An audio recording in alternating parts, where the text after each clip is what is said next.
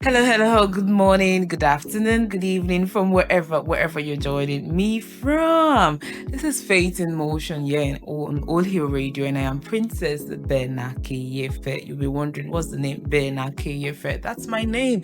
And with me, every time on the show, you have Coach Mike. Coach Mike, tell us. Say your name again. Hi, welcome to Faith in Motion. It's so exciting to be here. And yes, I'm Coach Michael. You're humble. Can you see the way he's saying You're humble. She's been making fun of me about it. You're humble. It's professional. Yeah. Does it look humble to you? Don't start. Okay. It's fine. Okay, I will say welcome to the show. Yeah, it's not about me, right? It's about Coach Mike, because he's the one who teaches us on everything that concerns our wellness, our fitness, and also even our spiritual fitness as well. So if you're just joining us, please sit back, enjoy this conversation. You're just going to be learning, because I keep saying there's a thing about growth. You learn, unlearn, and you relearn. That's one thing you should keep doing. So today, Coach Mike is going to be teaching us something really new. Do you mind? Let's go. Let's hear from you. Yes, today we're going to be learning about dangers of physical inactivity. Physical inactivity. Yes. So a lot of persons assume wrongly, they have a wrong notion, assuming that your health and your fitness has a baseline. If you're not active, there's a baseline where your body can fall to. Okay. But that's not really the case. It's not. You're alive as a person. So if you're not growing, if any area of your life is not growing, it's basically dying. That's what it is. There's no stagnation point. So the same thing happens with your body and your fitness level. If you're not, there's no stagnation point. If you're not improving on it, it is degrading.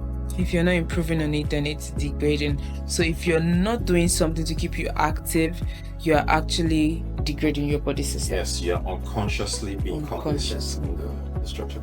Yeah.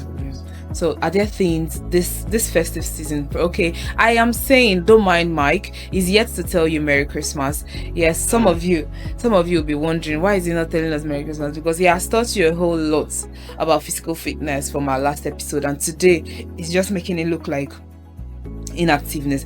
And some of you relaxed during this Christmas, like you just took into a lot of soda, a lot of snacks, and you're not concerned. Be like, I beg, life is for the living. Mike, please tell our listeners Merry Christmas again. Yes, please don't let her come between. Merry Christmas, compliments of the season. Yeah, I hope you had a lovely celebration, and I hope you had moderations in. Moderations. The moderations will bring us into today's conversation.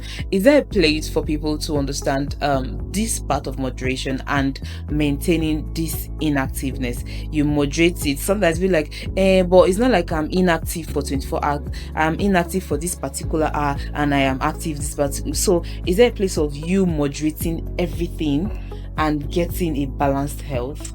So a lot of persons would want to take up a notion in line with that. They will say, okay, since I'm not active, I think I'll just do this with my diet. Okay. So think about it as you have a house. Okay. You have a house, and your area, you guys are maybe band D, you don't get enough light, and you don't have an inverter. So you now decide, okay, the solution to this problem is to make sure that whenever light comes, I charge my phone up. And I'll try not to use my phone as much. Even if I have some work I need to do online, I'll try not to use my phone much so that it can stay on up until the next time light comes. Now think about that solution, and then think about the solution of, maybe I should just get a generator. Maybe I should just get an inverter. Maybe I should just move to an area with better power supply. So which serves a better relief? So when you say you're not going to be active, but you're going to moderate your portions so that your body looks fine aesthetically, it's not really a long-time solution. It still comes back to the point where you have to get active so that at least your portion sizes are decent. You're not feeling like you have to, should I say, compensate in another aspect. You're eating well, you're moving well, your all-round health is thriving. Yeah. So if you have to balance this thing about your wholeness, so it is not part this, part that, you have to make sure you're getting full rest when you need to get the rest, full complete diet, and also full activity. As much as you can get on the physical activity part. So it also brings us to the topic of today, the dangers of physical inactivity. And Dr. James Levine of Mayo Clinic, he said it best. He said, sitting, that's a sedentary lifestyle, has become the new smoking. It has become the new smoking. And if you know anything about the exposure of the challenges that smoking brings to a person in the past, you know how bad it is when they say something has become the new smoking. I'm even trying to think about it. Is it that bad? It is. It really is. I mean, you won't know how bad it is because you assume, okay, at least for smoking, there is a lot of deterrent. The smell of the secondhand smoke itself, it's not appealing. The taste of tobacco is not appealing either for those who indulge in an acquired taste. And then you always see, like, the brown teeth, I mean, the societal stereotype too, associated with persons that smoke. It's not an appealing one. So, but on the issue of inactivity, you just feel, I'm not really doing anything wrong. I'm just sitting down. This is comfort. This is comfort. So this is where a lot of persons get it wrong. But if we really look at it, like from the lens of how it relates to our body, you truly believe that you come to understand that it's truly the new smoking. It's really the new smoking, like you said. And I think some of our techie brothers and sisters who does remote, please come closer. I almost want to call him a Proco gym instructor. But then, even if he's not a Proco gym instructor, he's telling us the truth. Because think about it, people are just taking remote work. I want to do remote work, and you are sitting down for a full hours. You're not going out to do anything. True, you're intellectually you're busy, right? You're trying to put things in order. You're thinking, but inactiveness, that's actually you being inactive. The body is not moving. It's probably the mind working. So is there a correlation between the mind working and the body not working? Is it going to achieve anything? Yes. So I'm going to reference a study that was done in 2020 by the Center of Disease Control, the CDC, and the World Health Organization. So they say physical inactivity now has become the fourth leading risk factor for global mortality. Wow.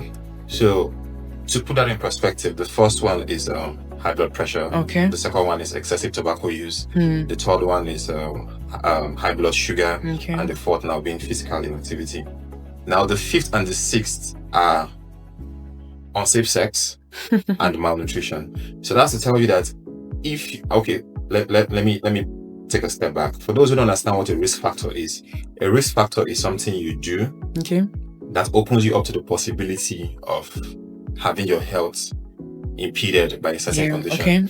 So for sexually transmitted disease, now the risk factor for that would be unsafe sex. So if they say physical inactivity is now the fourth leading risk factor, that's to tell you that ahead of unsafe sex and malnutrition, this is something that when it's become a part of your lifestyle, it opens you up to a lot of like the should I say the invasion of a lot of diseases.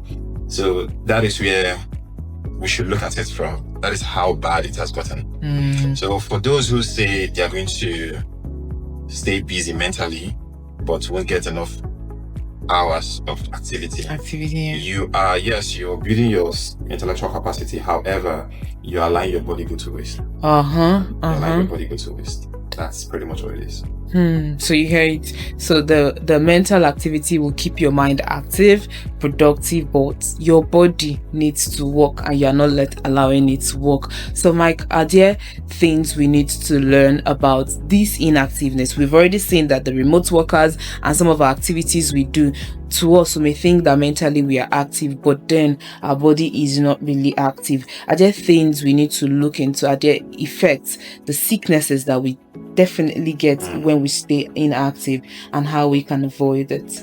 Okay, well, when a lot of persons look at physical activity, they think the aesthetic part, that's the go-to thought. This is a representation, better muscular aesthetic, you're looking good, chest is up, abs are showing. That's what a lot of persons think about. But the effect of physical inactivity I'd like to touch on today would be the impact that it has when it comes to insulin sensitivity. That is one that is greatly overlooked, and it's one I would like to start with. So when you've become inactive for a long time, your body begins to build up insulin resistance. You begin to get some decent level of insulin sensitivity, or should I say a decline in it. Okay. So as a person, your body should be sensitive to insulin. Okay. But when you're inactive for a long time, you begin to build up resistance gradually. And I'm going to explain how that happens. So as an adult, you have about 5 liters of blood in your body. You have about 5 liters of blood.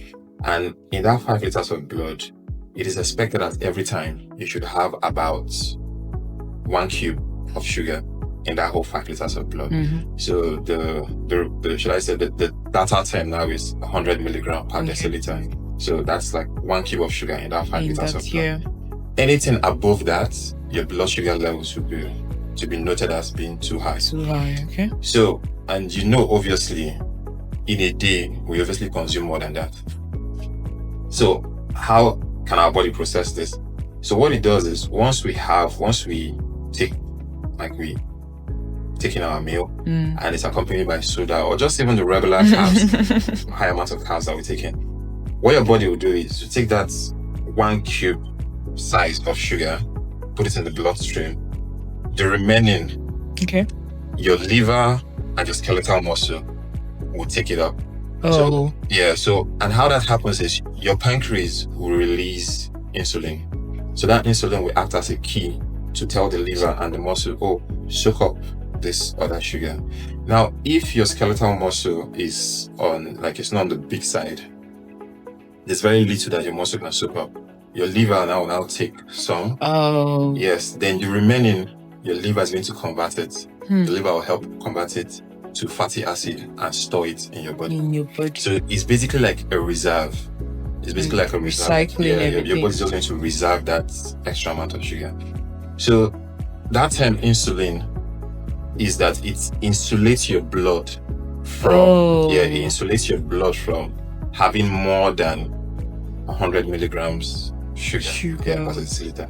That's what that term insulin insulates your blood from having more than So when you're inactive for a long time, your insulin resistance begins to build up. Your body no longer becomes sensitive to insulin as much as it should be. Yeah. And we live in a society where once you're in your mid-20s, your rate of physical activity just from your day-to-day life begins to decline. Really? Yes. From 25? Yeah, from 25. Because from 25, you're already out of tertiary institution. Yeah. We have a tertiary system that stresses lots of the people that go through that. So your lecturer is stressing you, you stand for lectures for hours, and then serve is the same thing, you're moving around a lot. But once you're 25, you're pretty much in the labor market. You've gotten a job. Okay. Your life is beginning to take shape. Yeah. So you're no longer moving as much as you used to when you're younger, should I say your teenager, your early 20 years. So gradually, you begin to see a decline in the rate of activity you're indulging. And once the years add up, once it gets up to a decade, so you're talking 35 now, your muscle mass is dropping, your insulin resistance is building up. So this is now putting you in a place where your body is no longer releasing as much, either it's no longer releasing as much insulin, or it is releasing, but think of it as a drug now that you're building tolerance for. Okay. So you're no longer sensitive to it. So what will happen is your blood sugar levels will start getting elevated gradually, slowly but surely as the years add up. Because the insulin is no longer working. Yeah, it's getting elevated.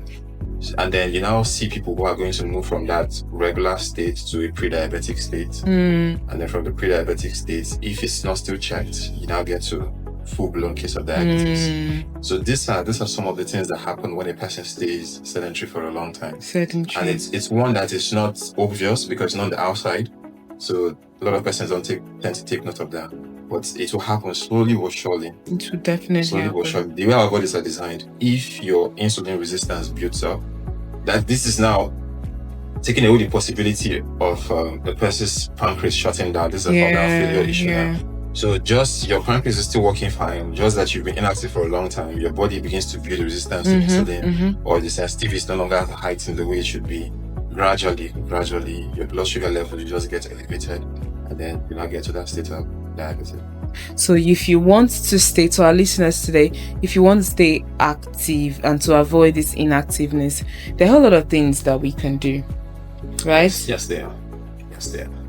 So the basic one, like I said on the last episode, the basic one is walking. You can't go wrong with walking. You just cannot go wrong with walking. Yeah. So it's two major, should I say, two major categories of physical activity that you can indulge in. One would be the aerobic activity. Yeah. So aerobic activity basically is something that challenges you cardiovascularly. Yeah. So sorry, is aerobic also? Would you put dancing as aerobic? Yes, it is. Right? Yes, it is. So dance. So dancing, as she said, walking, cycling, swimming. Okay. Yeah. So anything that challenges you, cardiovascularly is something you can get. So when you do that, that in itself increases, like it heightens the sensitivity of insulin in your body. Yeah. Like any aerobic activity heightens the sensitivity of insulin in your body. So that alone would help you moderate how your body processes sugar. That in itself will help you. So, and like I said, while ingesting the sugar, one of the things that happen is once your body has taken up the amount of sugar it wants to get absorbed in the blood, the liver begins to process the other ones. Yeah. So the liver soaks it up, and then your skeletal muscle as well soaks it up. So it usually tells you that you need to have a decent amount of skeletal muscle to increase the amount of sugar that your muscles can soak up. Say I have a sponge. Say I have a sponge or a rag and I'm trying to clean. Say there's a spill, I'm trying to clean up the spill. And I use the rag. So just in this case now, the rag is the muscle. And I'm trying to wipe that spill. If it's a small rag or just a little napkin, it gets soaked up easily. I'm not going to get the entire liquid off the floor. But if it's a bigger one, if it's a bigger rag or a proper mop, it will take it up. So that's what your muscle would do. So if you have a decent amount of muscle mass and you're ingesting, should I say, a high amount of sugar than you should, your muscle will soak up. So it takes there's that sugar uptake from your muscle. So Mike, your muscle mass, is it muscle mass? Yeah. Is it something that you build up, or it's already something God has created a big? So there's obviously, it's like your genetics will determine how much muscle mass you have, base level. But now you have to make the conscious effort to work on it. Yes, you have to make the conscious effort to work on it. So this tells you why somebody who is on the build side, somebody who goes to the gym, that you call a gym bro. This tells you why, like Mike, please. This tells you why they can take sugar and be fine. It tells you why they can have, or if they should have soda in their diet, and they'll be fine. Because the muscle is going to soak up the excess and convert it to energy that they can use to move about or lift stuff. Meanwhile, if you try to adopt their diet, like, this person takes sugar and is a gym bro, and you try to adopt that same diet and you don't work out, you're already putting yourself into like a deeper crisis there. So you see, I have learned that walking is there, dancing is there, swimming is there. What's the last thing you said? Cycling. Activities. Because for me, I don't know how to. You don't know how to cycle. You don't have to.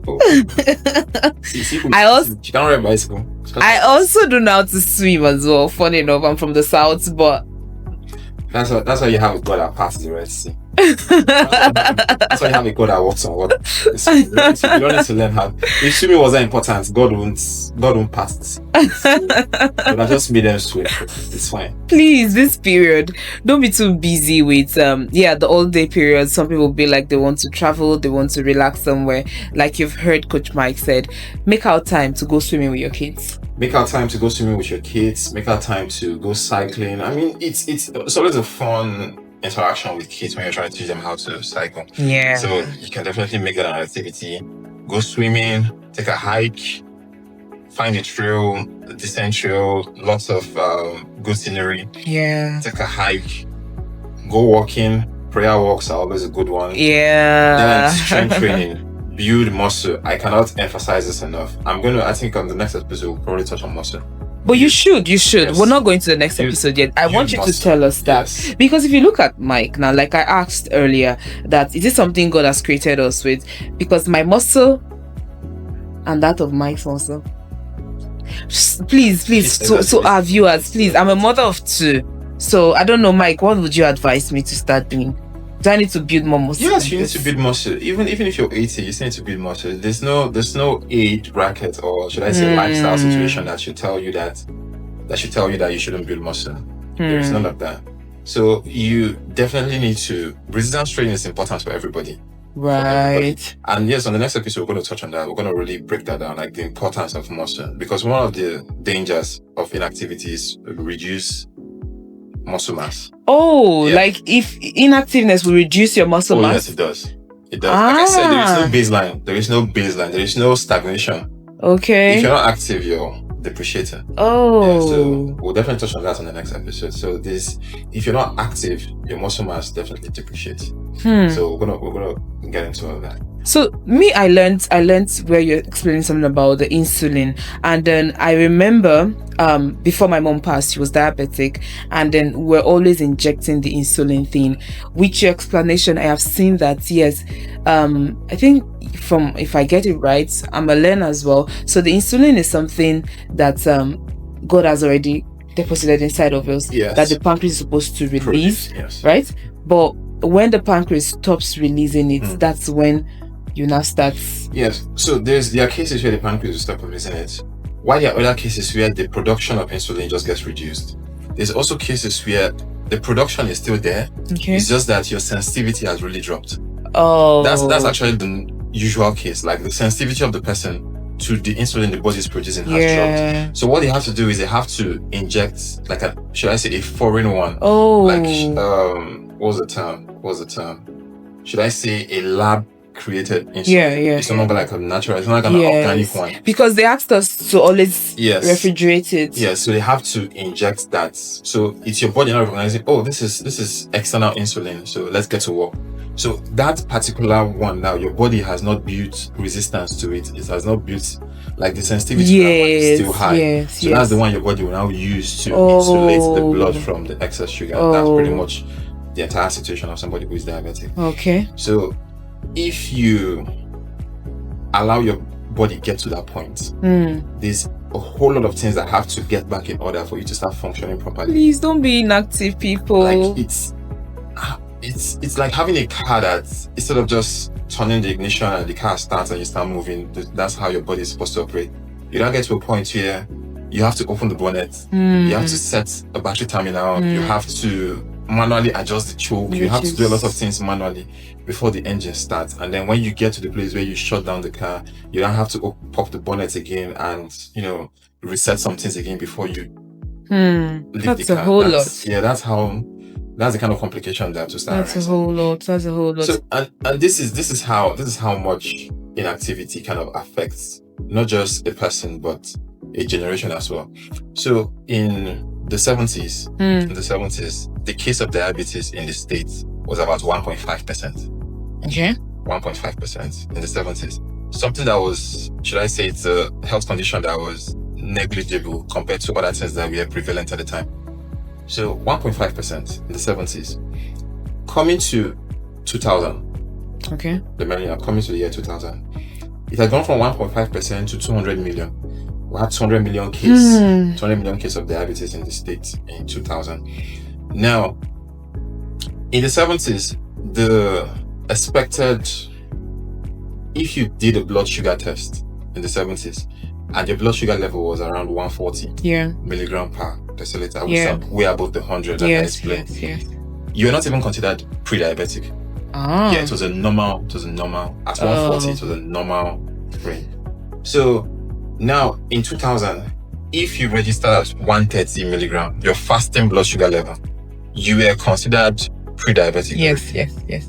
Now in 2020, if you register at 120, you're diabetic. Your fasting blood sugar level, you're pretty much diabetic. Wow. So it tells you that, because now if you look at the lifestyle now of persons who were in the 70s, particularly in the States, most persons were factory workers. Most persons were factory workers, artisans, like people who work with their hand. Their day-to-day had them moving around a lot. So, but then coming to 2000, the millennial year, we had a lot of persons who were beginning to walk with a pen, a lot of persons who were sitting down some more. So the rate of activity, rate of movement as a society has greatly reduced. So this is not just something that affects an individual, it also affects, like I said, it affects at family level, it affects at the societal level. So it's something that you just can't help but make a lifestyle. Like movement, you just can't help but make it a lifestyle. Move. So, as like I said, your level of fitness can be inherited. Genetically, your kids can inherit. If you're athletic, there's a likelihood that you're going to have kids who are athletic. If you are not, if you're prone to injury, which would, should I say, be generated from a life of inactivity, there's a likelihood that your kids would also not have, should I say, much coordination, much strength, much endurance. It's inheritable. So it's something you have to make conscious effort. Please, everyone, listen. Please watch this video, listen to this podcast again and again and again. We can't afford to stay inactive. Because there's a whole lot that it's going to happen, even to our kids. So sometimes I usually feel my kids are too active, but I'm learning. I should allow them. Yeah. So what you can do is if you feel your kids are they're too active, don't try to, should I say, force them into a box where they now feel, oh, if I run around, if I play, mom will get upset. That's not the way to do. So what you can do is you can curate games around their energy. You can curate games that will focus, that will help develop their focus and coordination. You don't even need to worry about strength right now, because the amount of movements that they engage in, they're not at the risk of developing too much or being less strengthened. So you can just channel that energy into something productive. Develop games around their movement that will just help build their focus, help build their coordination. I can send you some stuff later. Thank you. That's what it should be. Yeah. But if you start saying, oh, I need to shut these kids, and I need to make them understand that sitting down, I see parents say their kids, sit down here. Like, if you begin to make your kids understand that it's better to just sit in one place, it's not a good way to go. It's not a good way to go. Yeah. So for me, I have learned a lot from this. I will keep saying life in itself is for us to keep learning, unlearning and relearning. And one thing you will get every time you connect to Faith in Motion here on Holyhill Radio, you're going to be getting the best information on your health, on fitness, on even spiritual matter. Because you have the humble Coach Mike here with me.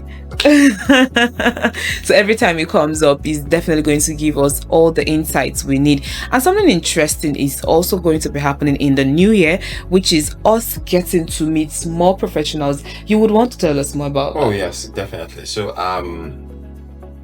it's my earnest desire that I will have a lot of health professionals here. Yes, particularly those who are in the front line of preventive healthcare. I'll have some of them come up here and share some more insights with us. And I also have some more persons who are in the space of combat training to come, share some insights with us. It's good to not just learn how to move, but also learn how to defend yourself. Yes, there are some persons who made it into scripture just because they learn how to defend themselves and their family. So for the takeaway now should be not just getting active, but knowing why you're active. That's the verse that Pison traditionally starts out with sermon with. There's a version of it that says, getting wisdom is the wisest thing you can do. Is the wisest thing, the wisest thing you can do. And with that, make sure you get good judgment. So we pray and we hope that we have brought before you wisdom that will help you make good judgments. Good judgments. Yeah, that's so much that you learn from Coach Mike every time you connect to Faith in Motion. And one thing is also interesting to know that Faith in Motion, like the theme of this segment is always about, is you moving. So this inactive, as you because imagine you listening to Faith in Motion and you are just one place, you are stagnant, you are just be still. And no, we don't want you to be still. It is Faith in Motion. So use your faith and move. Take away inactiveness in this season. Move into 2026 with so much energy, so much vigor, and let your whole body, your mind is active, your body is active, your soul is active, so that you can stand out in the year 2026. Remember, I am just here to facilitate this session. Princess Benakefe is my name, and your regular host here. Okay. Coach Michael, humble Coach Michael, we want to say welcome to 2026 and also enjoy the rest of the festive season and make sure you are prepared for all God has in store for you for 2026. God bless you and bye for now. Bye for now. Bye.